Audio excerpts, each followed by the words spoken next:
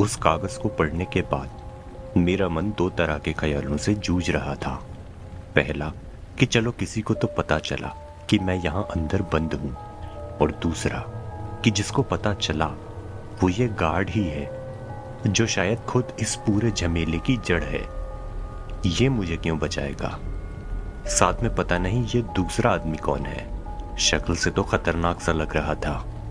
मेरे पास अपनी किस्मत से जुआ खेलने के अलावा कोई भी चारा नहीं था।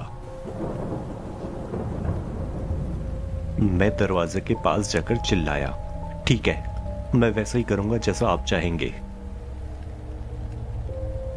वो दोनों उसी तरह बाहर खड़े रहे। मैं तो ये भूल ही गया था कि मेरी आवाज बाहर जा ही नहीं सकती। मैं तुरंत अंदर से अपना एक पेन ले आया।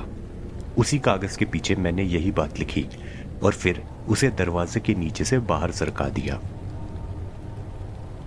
पीक होल से मैंने देखा, उन्होंने झुककर वो कागज उठाया और उसे पढ़ा। उन्होंने फिर दरवाजे के पास आकर धीरे से कहा, हम थोड़ी देर में वापस आते हैं। दरवाजा तो हम खोल देंगे, लेकिन जब तक मैं ना कहूं तब तक फ्लैट से निकलना मत। कहने के साथ वो दोनों चले गए। मैं सोच रहा था कि पता नहीं ये दरवाजा खुलने के बाद मेरे साथ क्या करेंगे। मैंने भी सोचा कि अगर मामला जरा सा भी टेढ़ा लगेगा तो मैं इन्हें धक्का मार के बाहर भाग जाऊंगा। लगभग 1 घंटे बाद मेरे दरवाजे की घंटी फिर से बजी। शायद वो लोग वापस आ गए थे। मैंने पीक होल से देखा, हाँ, ये वही दोनों थे। इस बार उस व्यक्ति ने जो बैग टांगा हुआ था वो थोड़ा बड़ा था। शायद वो कुछ और सामान भी लेकर आया था। मैं पीक होल से देखता रहा। उन्होंने अपने बैग में से कुछ सामान निकाला और दरवाजे को छुआ, जैसे कुछ बना रहे थे या फिर कुछ लिख रहे थे। उसके बाद आंख बंद करके उन्होंने कुछ मंत्र बोले और फिर प्रार्थना की। उनके मंत्र खत्म होने के साथ एक क्लिक की आवाज हुई। ये आवाज दरवाजे के लॉक खुलने की आवाज थी। दरवाजा शायद सच में खुल गया था। इससे पहले कि मैं दरवाजा खोलकर बाहर निकलता, उस गार्ड ने ही जल्दी से दरवाजा खोला। वो दोनों जल्दी से अंदर आ गए और उन्होंने अंदर से दरवाजा बंद कर दिया। मैं अब उन दोनों के साथ अपने ही रूम में बंद हो गया था। डरी हुई निगाहों से मैं उन दोनों की तरफ देखने लगा। मैं वहां से भाग जाना चाहता था, लेकिन वो दोनों दरवाजे के ठीक सामने थे। क्या करूं, क्या ना करूं, मैं दुविधा में था। उस व्यक्ति ने ही फिर मुझसे कहा, डरो नहीं, हम तुम्हें कुछ नहीं करेंगे और तुम्हें यहां से निकाल भी लेंगे, लेकिन तुम्हारा इस बात को समझना जरूरी है कि सिर्फ दरवाजा खोलने से तुम आजाद नहीं हुए हो। एक शक्ति है जो तुमसे चिपक गई है। उसके हिसाब से तुम उसकी मुक्ति का मार्ग हो, और जब तक तुम उसे मुक्ति नहीं दिला देते तब तक वो तुमसे जुड़ी रहेगी। वो शक्ति खुद इस बिल्डिंग से दूर नहीं जा सकती, और उससे जुड़े रहने के कारण तुम भी इस बिल्डिंग से ज्यादा दूर नहीं जा सकते। मेरा दिल कह रहा था कि वो सच कह रही हैं। जितनी भी सुपरनैचुरल चीजें मैंने बीते कुछ दिनों में फेस की थी, शक की कोई बात ही नहीं थी, लेकिन मैं उन पर विश्वास नहीं करना चाहता था। मेरा दिमाग कह रहा था कि काश वो झूठ बोल रहे हों। हो सकता है कि मुझे यहाँ पर कैद रखने के लिए ही वो ऐसे बहाने मार रहे हों। हाँ, जरूर ऐसा ही होगा। मेरा दिमाग इस निष्कर्ष तक पहुंच गया। पर मेरे कुछ भी एक्शन लेने से पहले उन्होंने खुद ही कहा, देखो, दरवाजा खुला है, चाहे तो खुद बाहर निकलकर देखो, पर जोश में ज्यादा तेजी से मत भागना। धीरे धीरे से बाहर निकलकर देखो। उनकी बात सुनकर मैं हैरान हो गया। क्या ये सचमुच मुझे जाने दे रहे हैं? लगता तो ऐसा ही था। मैं धीरे धीरे से उनके सामने से ही दरवाजे की तरफ बढ़ा। धीरे से मैंने दरवाजा खोला। मेरा मन कह रहा था कि शायद अभी ये दोनों तेजी से मेरी तरफ लपकेंगे और मुझे पकड़ लेंगे, लेकिन उन्होंने कोई भी प्रतिक्रिया नहीं दी। वो मेरी तरफ चिंता भरी आंखों से देखते रहे।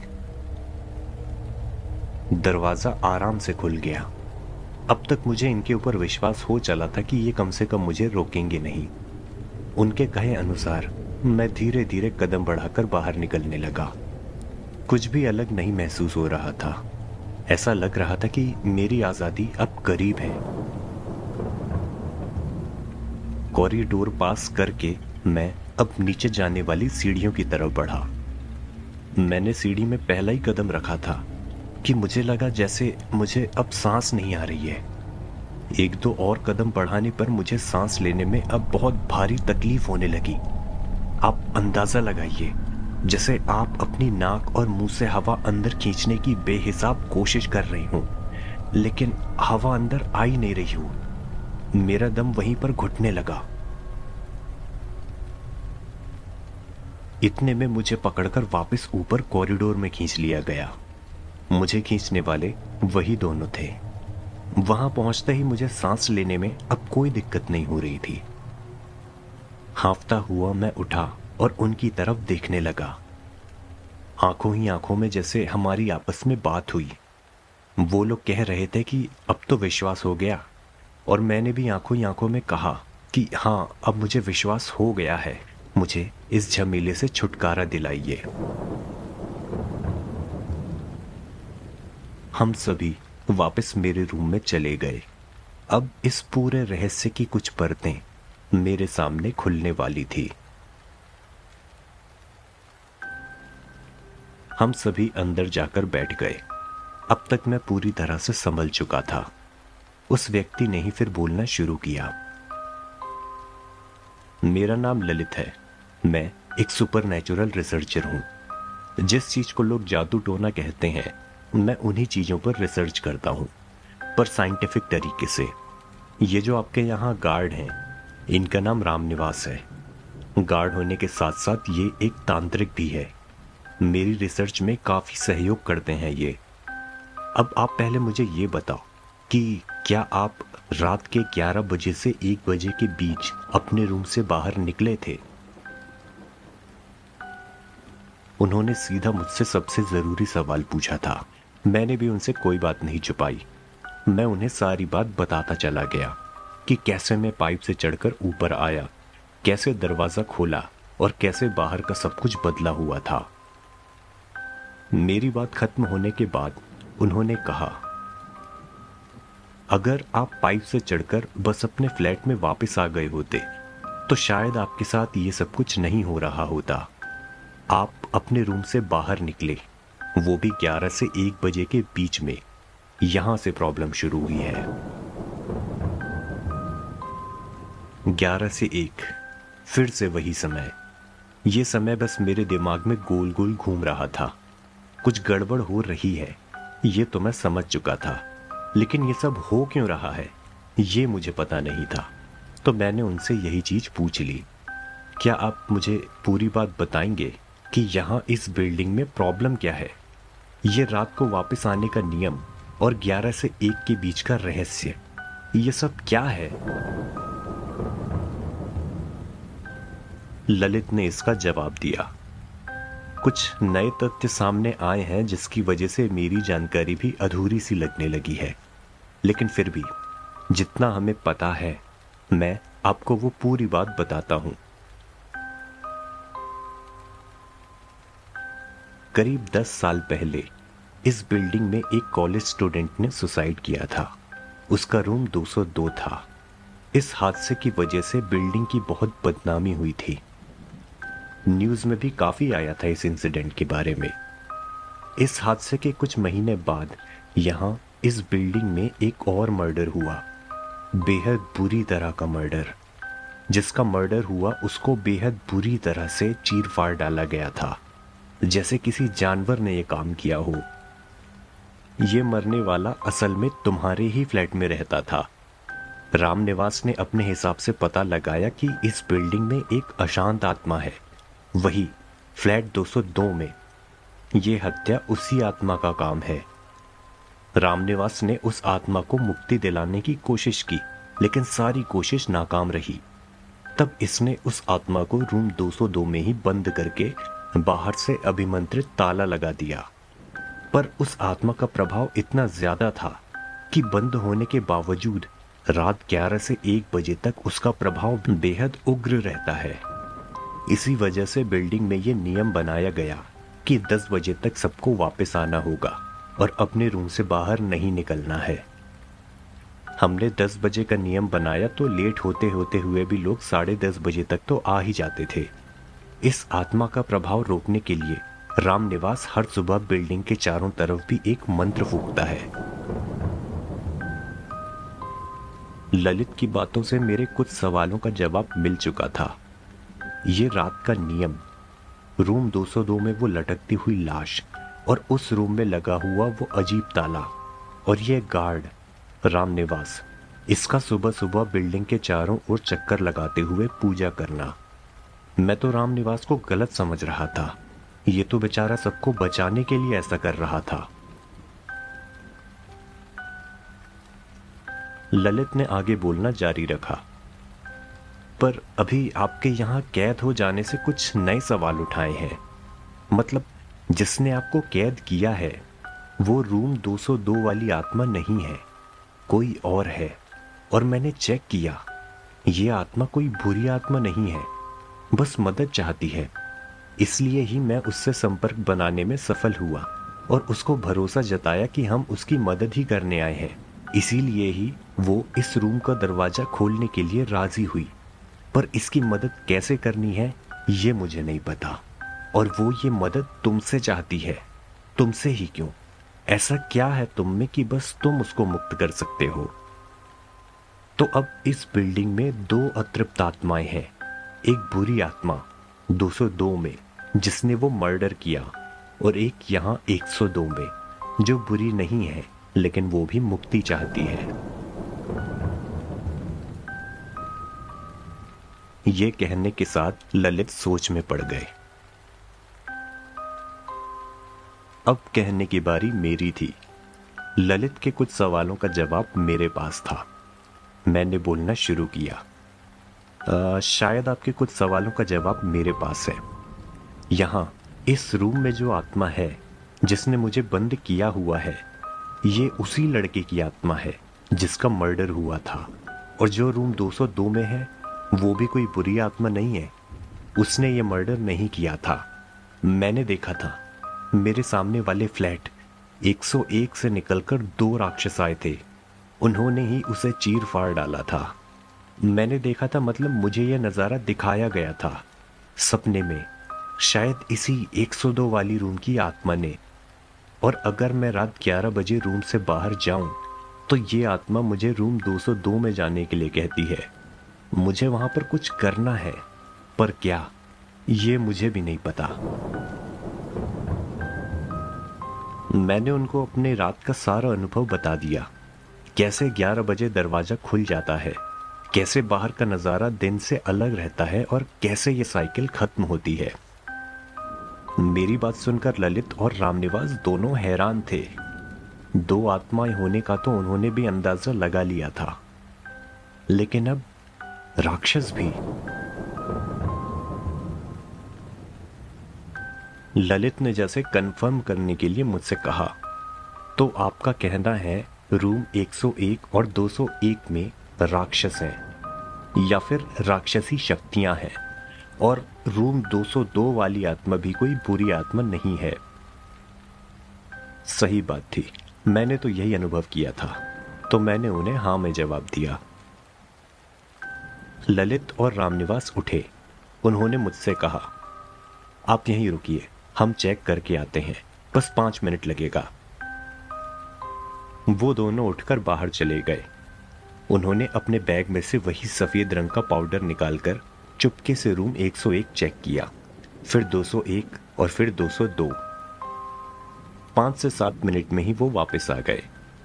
ललित ने फिर गंभीर आवाज में कहा, 101 और 201, जहां आप राक्षस होने की बात कर रहे हैं, वो दोनों रूम बिल्कुल ठीक है। उनमें कोई भी अप्राकृतिक शक्ति होने के संकेत हमें नहीं मिले। लेकिन 202, उसमें रहने वाली आत्मा सच में कोई बुरी आत्मा नहीं है। इसलिए शायद आप सही कह रहे हैं। हो सकता है कि यह कत्ल उस आत्मा ने नहीं किया। अब रामनिवास ने बोलना शुरू किया। मैंने जब उस लाश की हालत देखी तभी मैं समझ गया था कि यह किसी इंसान या जानवर ने नहीं किया।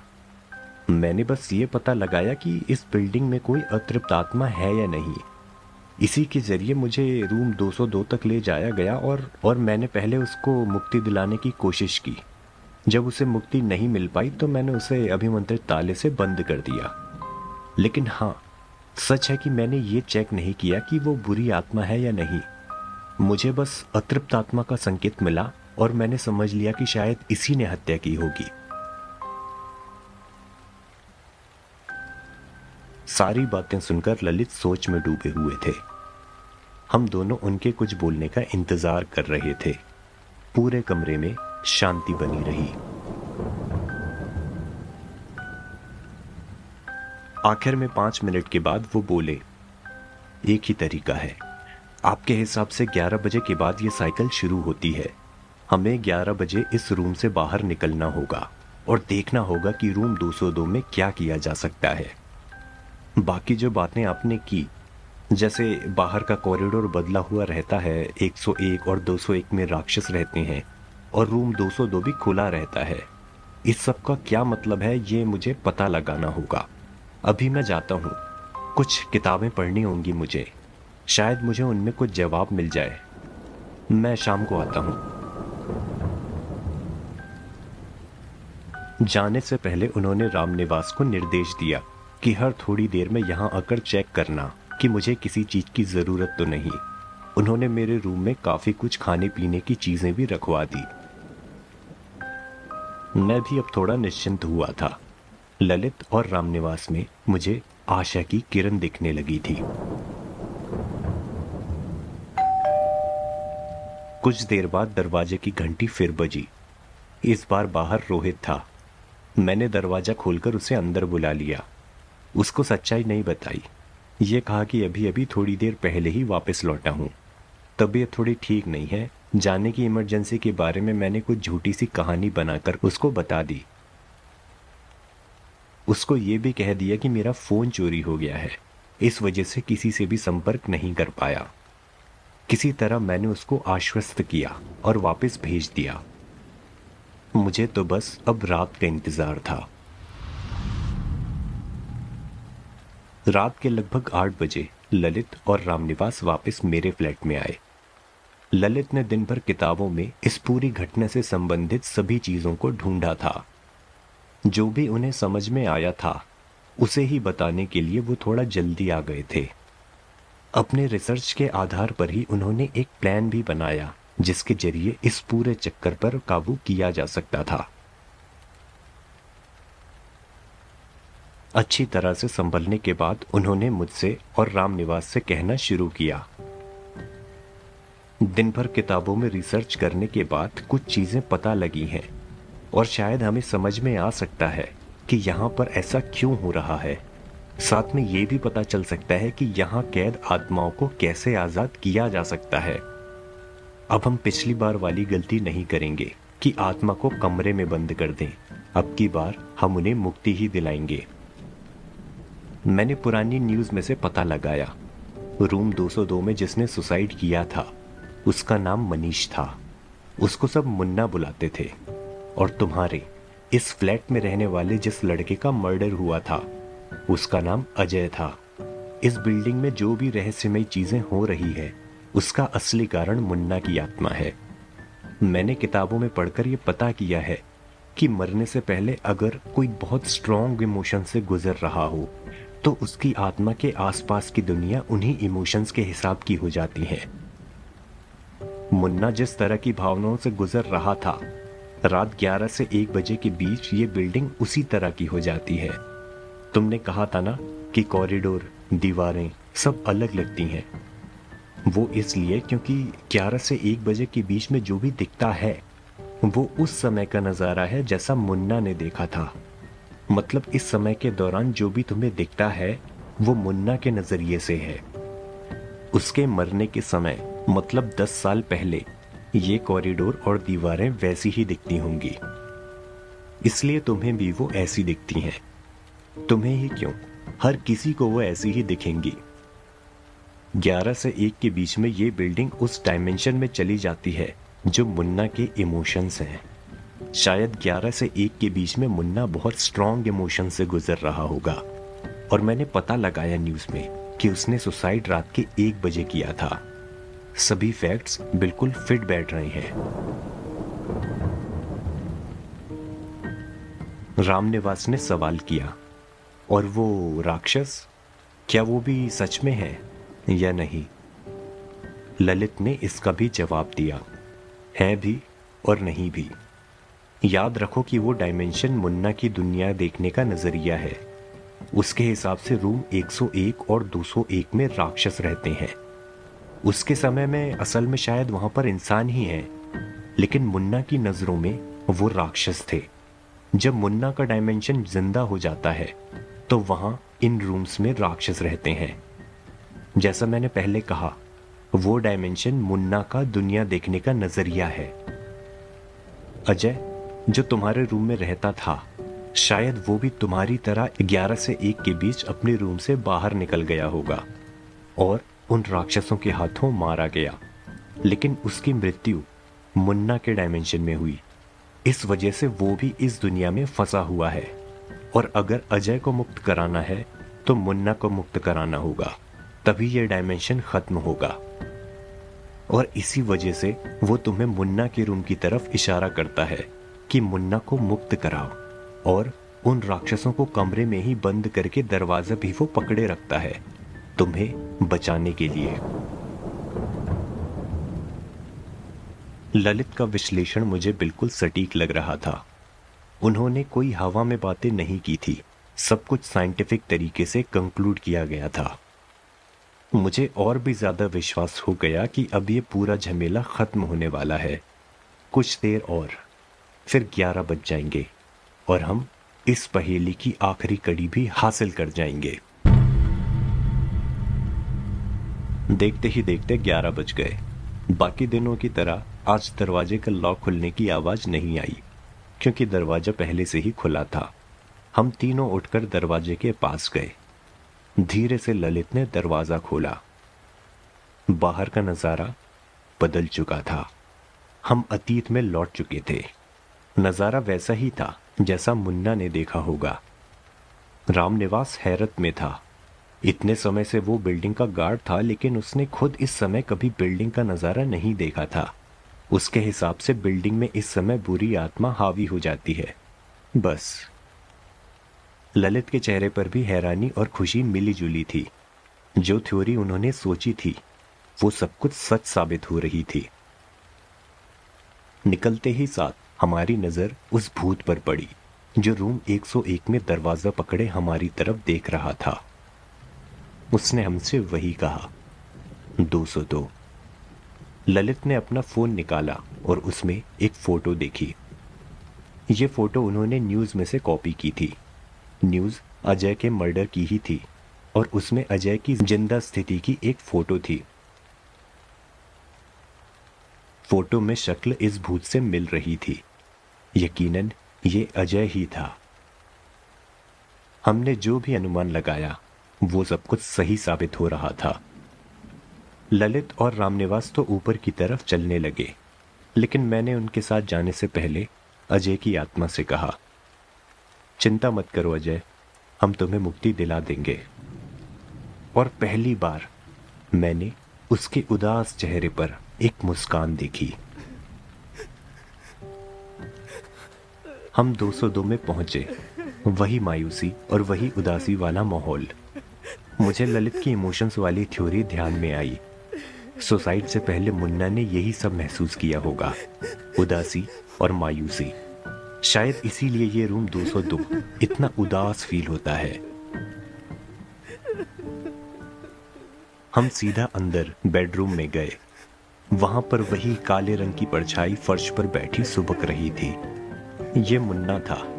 उसके इर्द गिर्द जमा अंधकार उसकी उदासी थी।